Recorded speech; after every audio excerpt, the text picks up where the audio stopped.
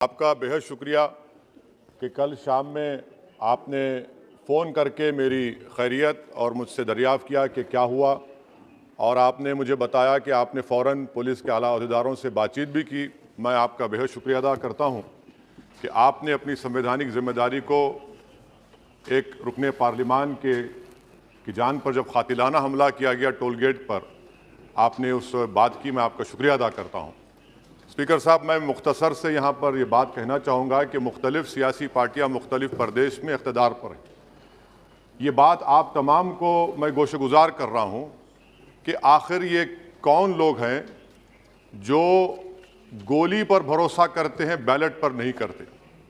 आखिर ये कौन लोग हैं जो इतना रेडिकलाइज हो चुके हैं कि इनको इस संविधान पर एतमाद नहीं रहा, उनको अम्बेडकर के बनाए हुए संविधान के ख़िलाफ़ हैं, जो इतनी नफ़रत पैदा करते हैं।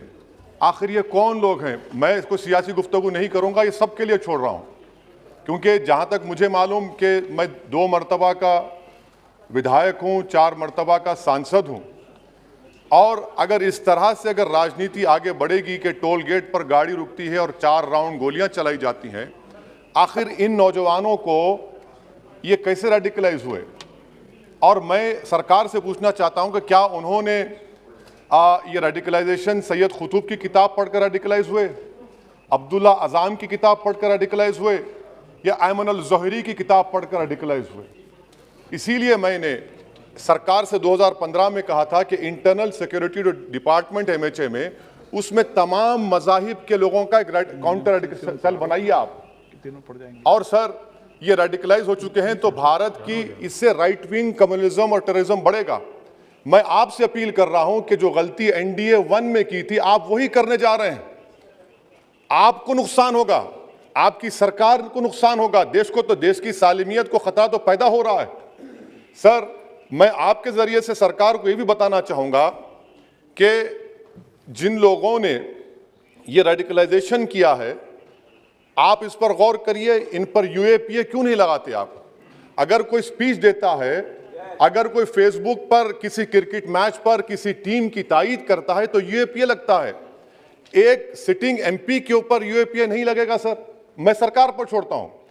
सर, चौथी बात यह है कि रेडिकलाइजेशन की जब बात होती है, हमने यहां पर एक कांग्रेस के बड़े नेता से सुना कि 2 भारत हैं दौलत के एतबार से। नहीं सर, भारत की दौलत मोहब्बत है। भारत की दौलत पैसों की दौलत नहीं है, भारत की दौलत मोहब्बत है।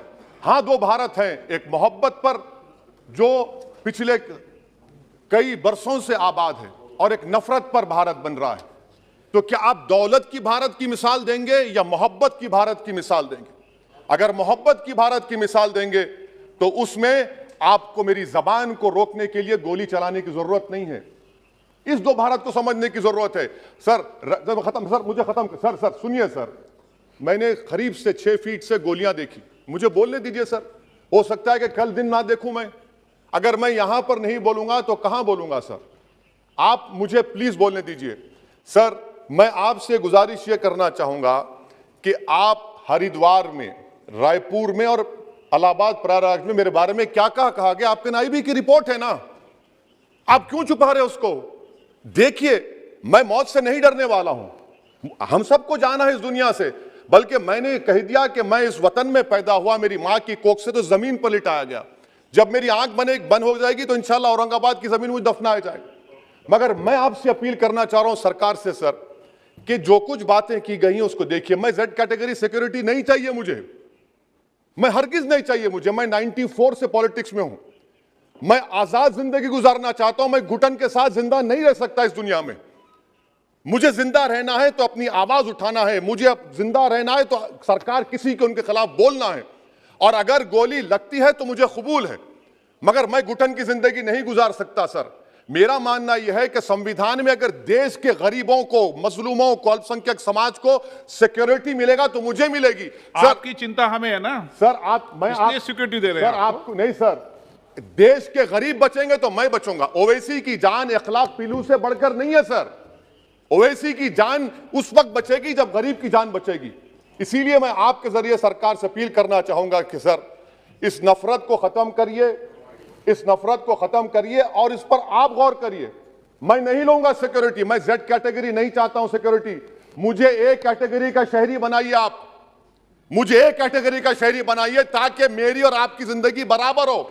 जब देश के प्रधानमंत्री पर सिक्योरिटी ब्रीच हुआ, अपोजिशन की तरफ से मैंने कहा था कि गलत हुआ, सब सेकुलर पार्टी के लोगों ने कहा कि ओवैसी तुम क्यों बोले? मैंने कहा नहीं, देश का प्रधानमंत्री मेरा है, सिक्योरिटी ब्रीच हुई तो एक्शन लेना चाहिए।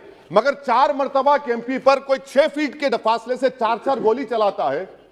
मुझे मौत है, हम सबकी मौत है, मगर मैं इन गोली चलाने वालों से डर कर खामोश नहीं बैठने वाला हूं। और मैं दुआ करता हूं कि उत्तर प्रदेश में पुरअमन पोलिंग होगी इंशाअल्लाह।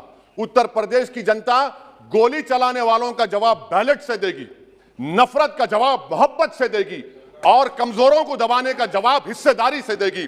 मेरी आपसे गुजारिश है सर कि मुझे जेड कैटेगरी नहीं चाहिए, मैं रिजेक्ट करता हूं। आप इंसाफ करिए सर, उस पर यूएपीए लगाइए। और इनके दिमाग कौन है? 2 लोग रेकी करते हैं, उनको मालूम कि मैं मीरठ किठौर से आ रहा हूं उस टोल गेट पर, और 6 फीट के फासले पर गोली चलाते हैं। तो आप देख लीजिए सर, आप सरकार के हवाले, अगर आप इंसाफ करना चाहे आप इंसाफ कर सकते, मगर रेडिकलाइजेशन आपको नुकसान पहुंचाएगा और इससे राइट विंग टेररिज्म बढ़ेगा। शुक्रिया सर।